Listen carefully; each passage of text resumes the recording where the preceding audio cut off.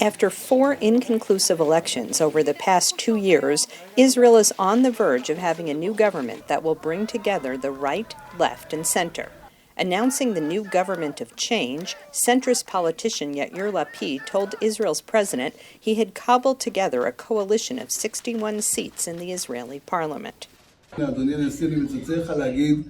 Mr. President, I am calling you to say that I have succeeded in forming a government. All of them together, they signed for me.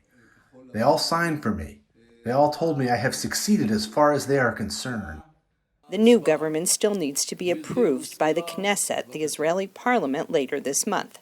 But Lapid will not be the new prime minister, at least at first. To cement a coalition, he had to offer the job first to Naftali Bennett, the head of a small, hardline right-wing party called Yamina, with only 7 out of 120 Knesset seats. Most Israelis just want a functioning government and calm, say analysts.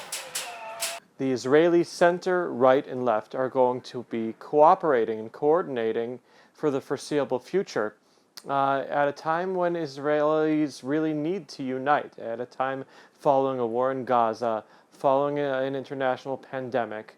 They're going to try to bring Israel back together after a period of divisiveness. Many Israelis considered Netanyahu, Israel's longest-serving prime minister, a divisive figure in Israeli politics for much of his 12-year run. He is currently on trial in 3 corruption cases, a major factor in the drive to unseat him. Netanyahu demonized the Israeli left, ruled over the Israeli right without letting any alternative really challenge him within his political bloc. And when he will be on the sidelines, it'll be easier to govern and focus more on issues helping the people and less on issues that were helping himself.